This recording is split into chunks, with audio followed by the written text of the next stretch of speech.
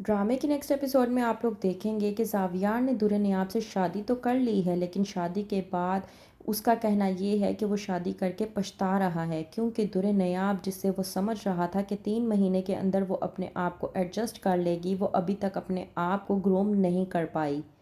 مزید جب وہ آفس سے گھر واپس آتا ہے تو در نیاب کے گھر والوں، اس کی دادی اور خاص طور پر اس کی بھابھی کو دیکھ کر آگ بگولا ہو جاتا ہے۔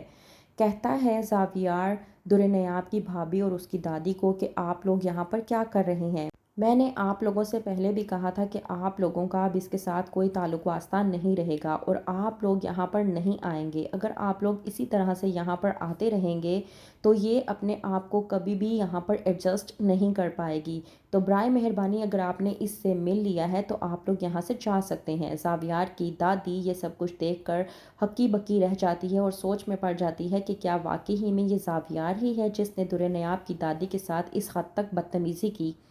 در نیاب جاتی ہے پیچھے زاویار کے اور جا کر کہتی ہے کہ میں مانتی ہوں کہ آپ کی زندگی میں اور میری زندگی میں زمین آسمان کا فرق ہے، آپ کے لائف سٹائل، آپ کے کلچر، آپ کی ہر ایک چیز بہت الگ ہے، لیکن ہماری اور آپ کے لائف سٹائل میں جو بھی فرق ہے نا، میں وعدہ کرتی ہوں کہ میں اس فرق کو ختم کر کے ہی رہوں گی۔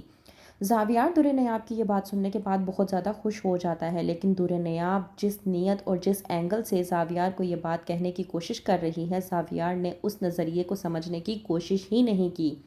در نیاب کا کہنے کا مطلب ہے کہ وہ بہت جلد زاویار کا دماغ اس حوالے سے درست کر دے گی کہ غریب اور امیر کچھ نہیں ہوتا۔ وہیں پر دوسری طرف آتا ہے جویریہ کے لیے رشتہ اور آتی ہے نگار اپنے بیٹے زاویار کو بتانے کے لیے کہ میری ایک فرینڈ تھی نا نائلہ اشفاق، اس بات پر جب کہتا ہے زاویار کہ ہاں میں جانتا ہوں جن کی اسٹیل مل تھی، وہیں پر کہتی ہے نگار کہ ہاں وہ لوگ جویریہ کا رشتہ لے کر آ رہے ہیں۔ یہ بات سننے کے بعد زاویار بے حد خوش ہو جاتا ہے۔ نگار اپنے بیٹے زاویار کے سامنے در نیاب کو بہت ہی پیار کرتی ہے اور کہتی ہے کہ احتیاط کرنا کہ رشتے والوں کے سامنے تم بالکل ٹھیک اور اچھے طریقے سے تیار ہو کر آؤ۔ جب آتی ہے نگار کی دوست جویریہ کو دیکھنے کے لیے تو وہ جویریہ کو پسند کرنے کی بجائے در نیاب کو پسند کر لیتی ہیں۔ جب پوچھتی ہے وہ نگار سے کہ یہ کیا تمہاری دوسری بیٹی ہے، نگار غصے میں آ کر کہتی ہے کہ یہ میری بیٹی نہیں بلکہ زاویار کی بیوی ہے۔ لیکن وہ عورت نائلہ اشفاق جو جویریہ کو دیکھنے آئی تھی، اس کے دل کو نیاب اس قدر بھا جاتی ہے کہ وہ اسے کہتی ہے کہ ادھر میرے پاس آ کر بیٹھو۔ نائلہ کی یہ بات سننے کے بعد جویریہ کو بے حد غصہ آ جاتا ہے، لیکن وہیں پر در نیاب بات کو ٹال دیتی ہے اور کہتی ہے کہ کھانا تیار ہو گیا ہے، آپ لوگ آ کر کھانا کھا لیں۔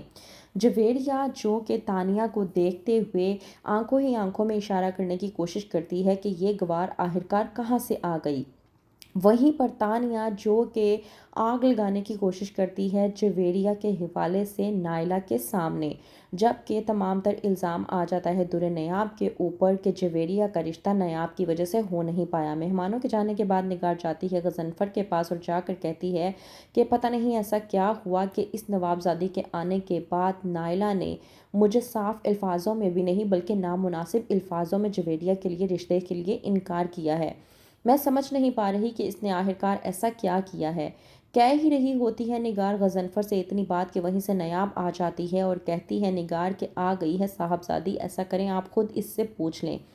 غضنفر غصے میں آ کر در نیاب کو کہتا ہے کہ تم نے آخرکار ایسی کیا حرکت کی ہے کہ وہ لوگ میری بیٹی جویریہ کو انکار کر کے چلے گئے ہیں؟